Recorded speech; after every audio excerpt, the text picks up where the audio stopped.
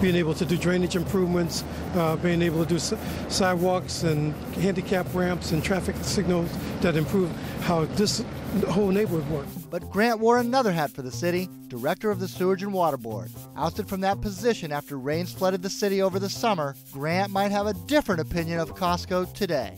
This major retail development was allowed to proceed with hardly any green infrastructure. No permeable pavement, no rain receptacles, very little green space.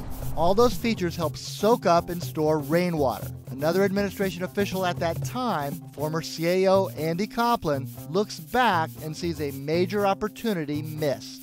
But was anybody talking about this when they were building Costco and using non-impervious pavement over acres and acres? I've said that myself, that one of my greatest regrets is that we didn't know enough about pervious pavement to add that to the cost of the city's incentive. The city gave an incentive to Costco, and for a few $100,000 more, I suspect we could have given a bigger incentive to them and required them to use pervious pavement.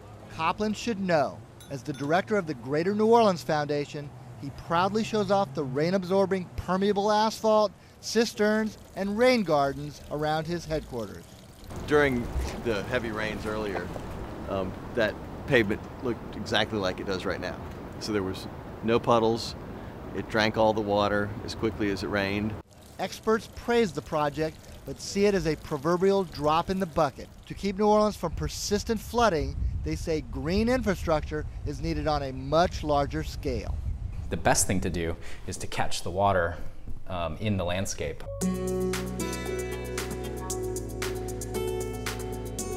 The motivation we've had is, unless we get onto the next city, unless we get into this water city, we may not have a city. Wagner and other experts say New Orleans can no longer rely exclusively on the drain and pump method of handling stormwater.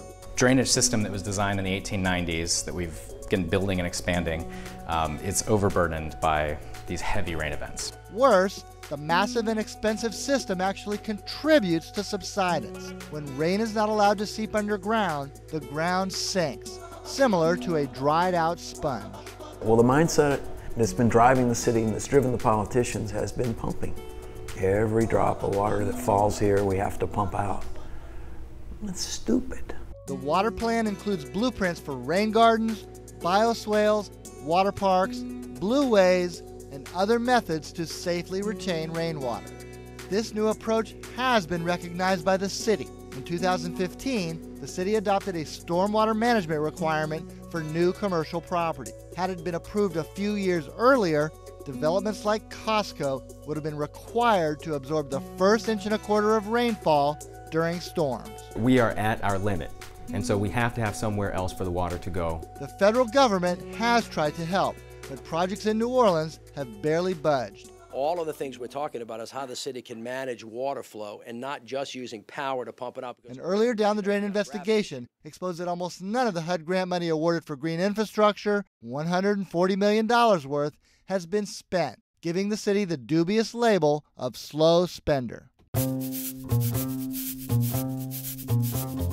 We have an urban water plan in the city, and I have not heard a mention of it.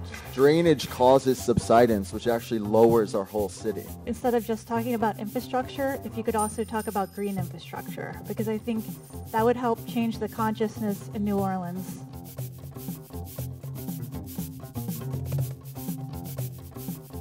I think New Orleans believes it has more time than we may be given. You know, we don't have decades to get this together.